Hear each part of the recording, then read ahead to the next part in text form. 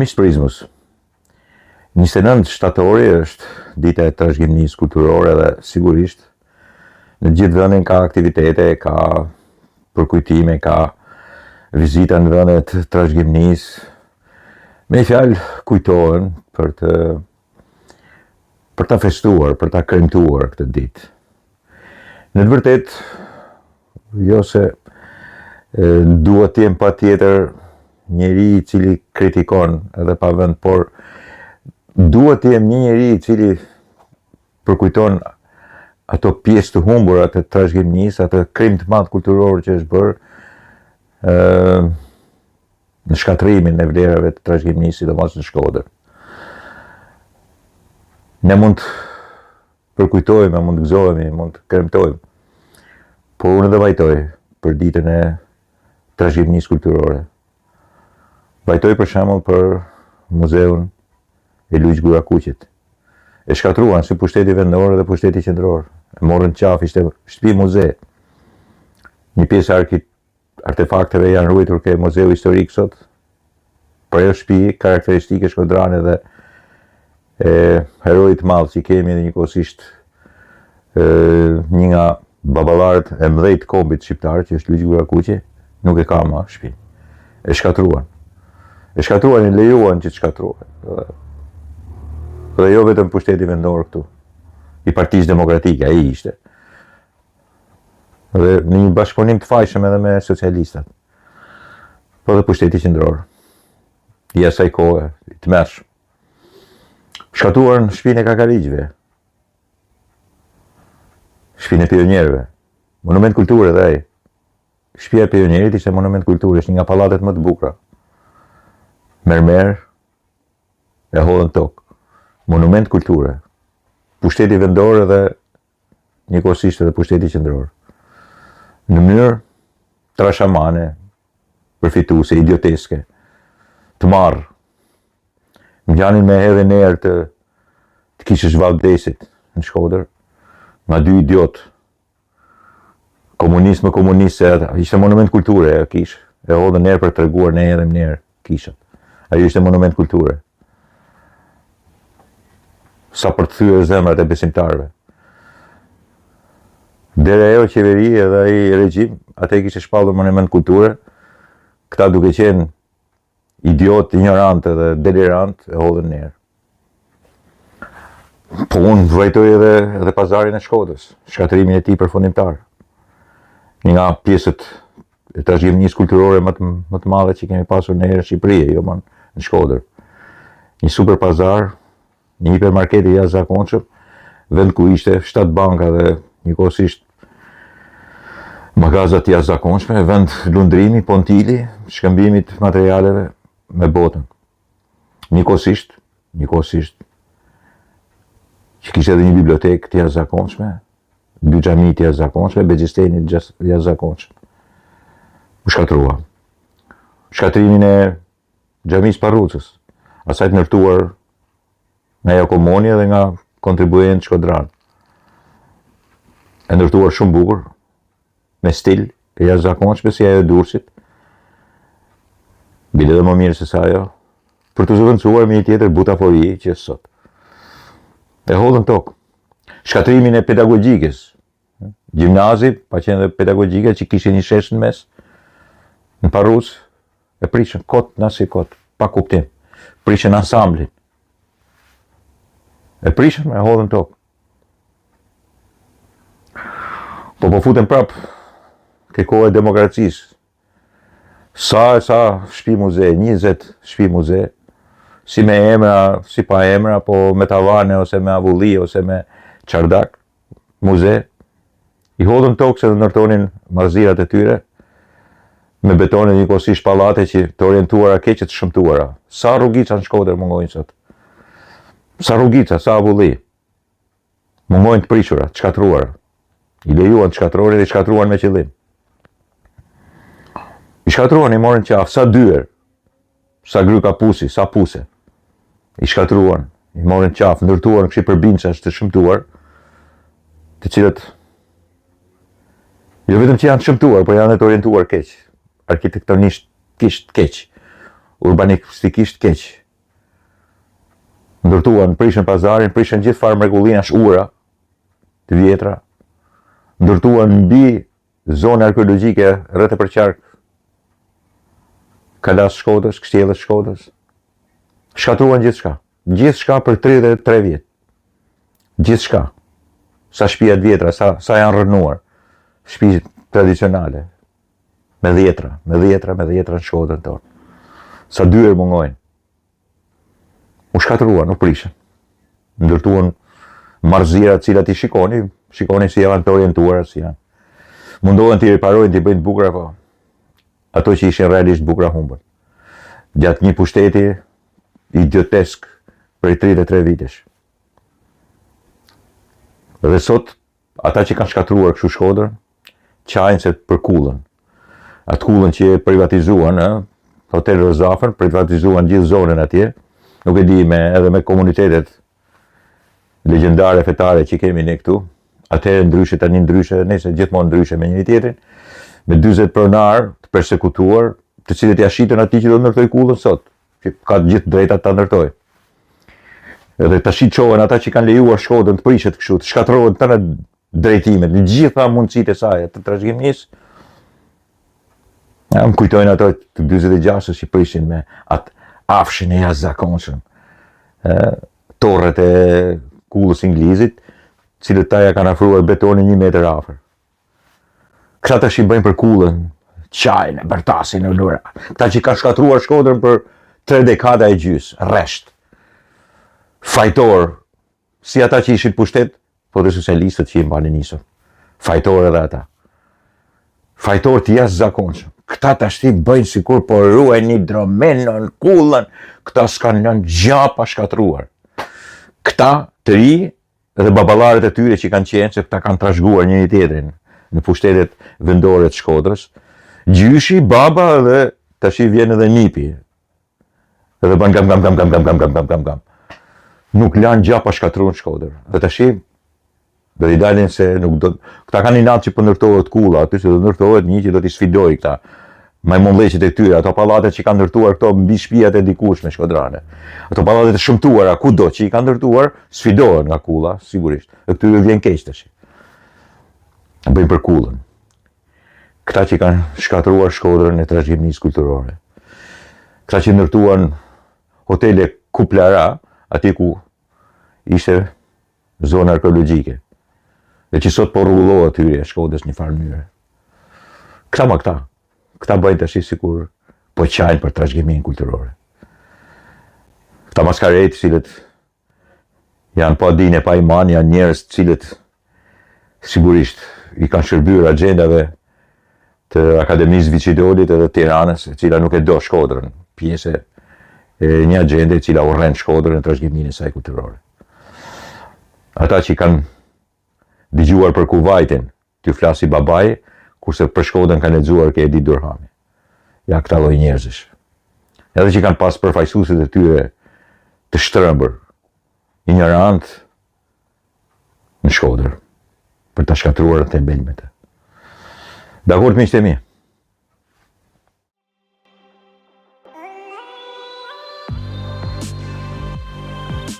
Miqtë Prizmës, 29 shtatori i vitit 1941 është dita kulmore e një prej ngjarjeve më gjenocidale në historinë e njerëzimit. Dhe kjo ngjarje ka lidhje me shfarosjen e ebrejve, por jo vetëm ebrejve, edhe romëve, edhe po themi qytetarëve sovjetik kundërshtar të gjermanëve në atë kohë, komunistëve e tjerë. Por në përgjithësi është një ngjarje gjenocidale sepse brenda 2 ditësh u pushkatuan mbi 33.000 ebrej. Dhe si është ngjarja? Në momentet e zgjidhjes përfundimtare të asaj klike të çmendur kriminale, siç ishte ajo Hitlerit, Himmlerit, Goebbelsit, e shumë elementve tjera atje kriminal, SS-ët e Himmlerit vendosën që edhe me bashkëpunimin e disa forcave atje bashkëpunëtorëve, kolaboracionistëve në Ukrainë, pikërisht në Kiev, të ndërmerrin një nga aktet më kriminale që ka njohur ndonjëherë bota. Ata erdhën me 19 shtator në Ukrainë dhe patën një përkraje, duhet të them që Ukraina në atë kohë ishte pjesa më e madhe duke vuajtur në regjimin sovjetik u bashkuar me gjermanët.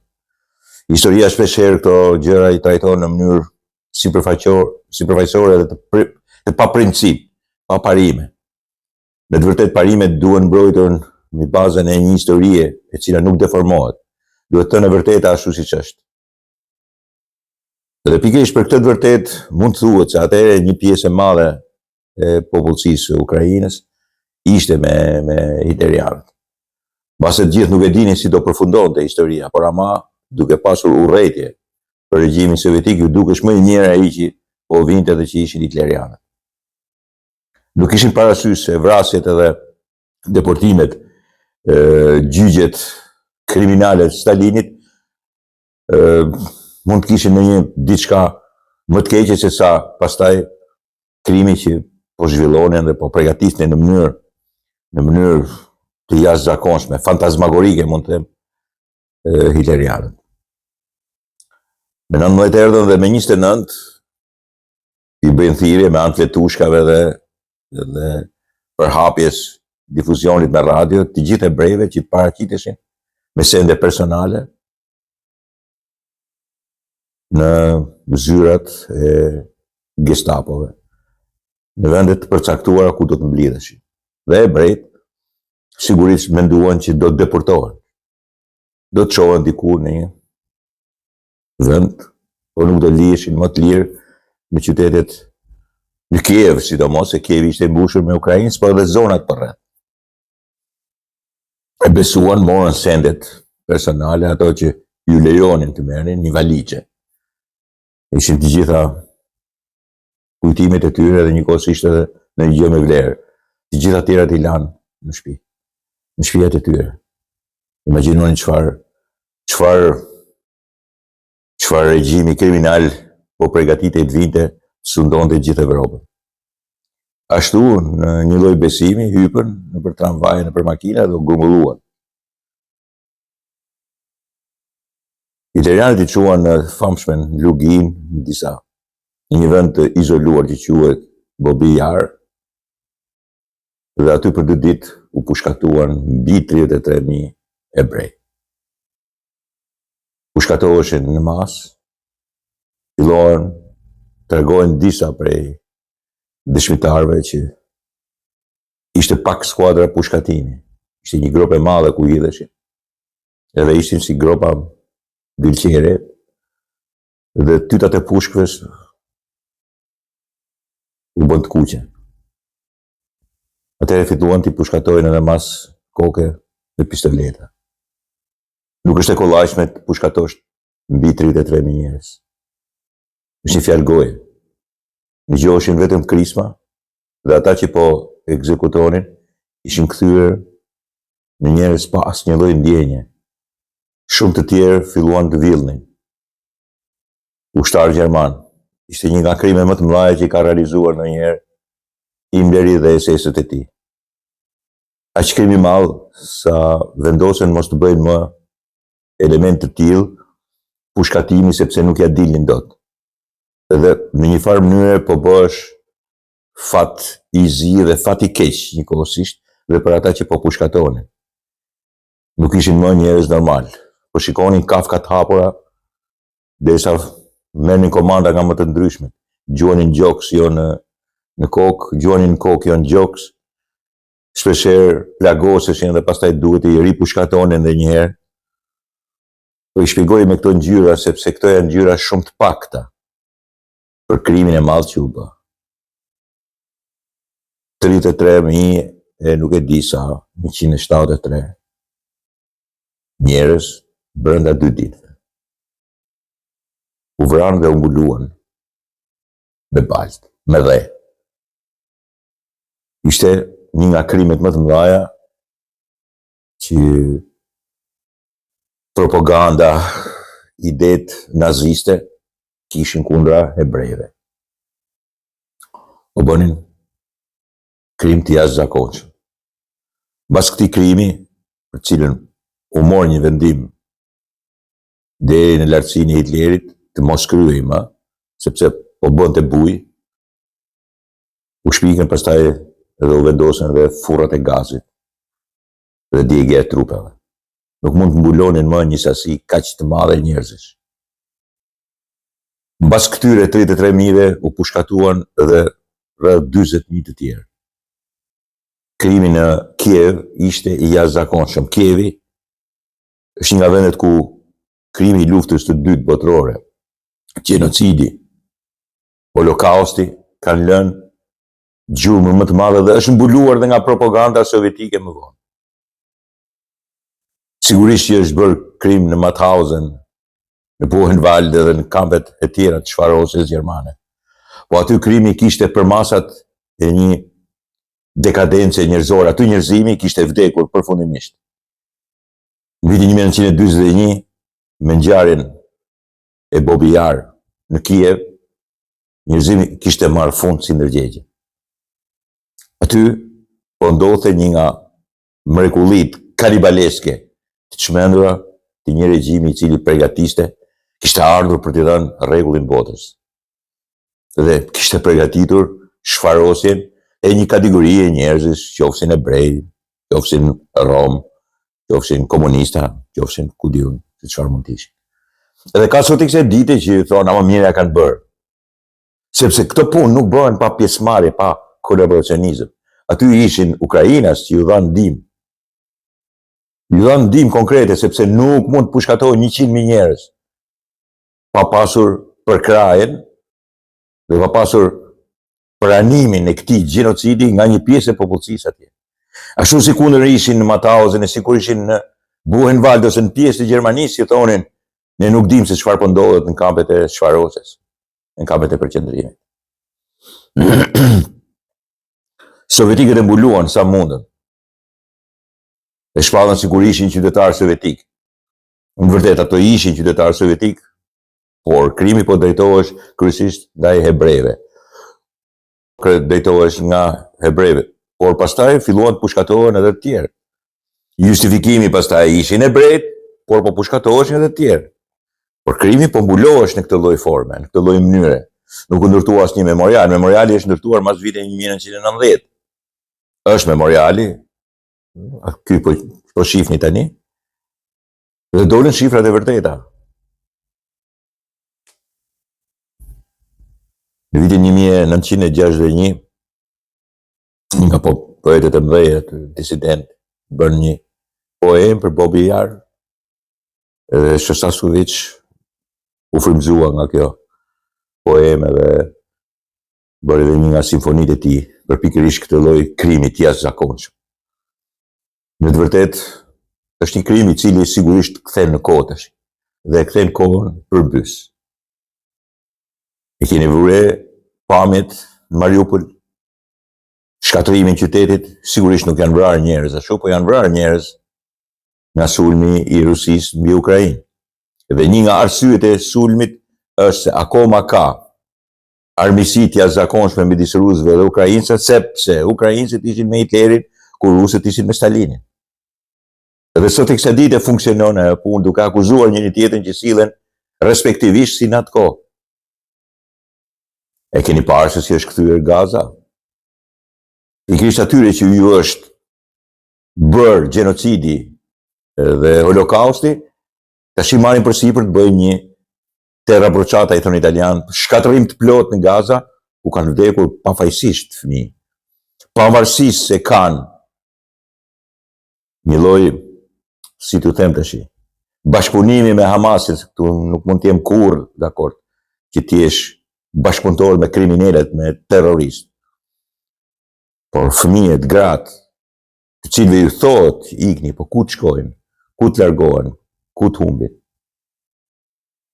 Kush i justifikon të gjitha ato vrasje? Ashtu si kundër nuk mund të justifikohen vrasjet e një sulmi kriminal, terrorist, të Hamasit mbi izraelitët, ashtu nuk mund të justifikohen dot edhe sulmet, bombardimet, vrasjet e fëmijëve, shkatrimin e shtëpive.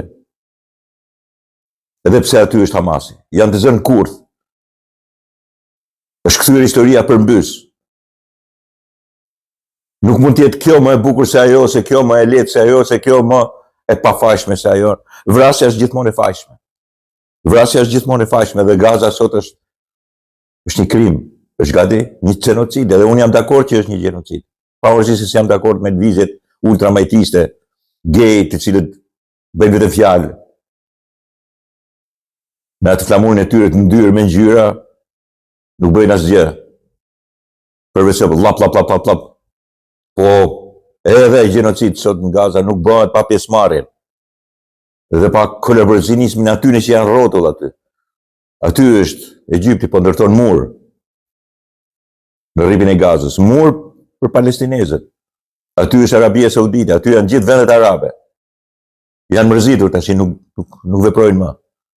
Ka dorë të lirë edhe Izraeli edhe ai që drejton sot Izraelit.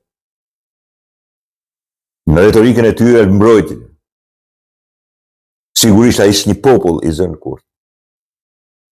Midis Izraelit, midis Netanyahu, midis Iranit, kriminal, midis Hamasit terrorist, Hezbollahve terrorist, dhe të gjithë tyre të cilat ai popull i paguan, me vdekje, me shkatrimin e shtëpive,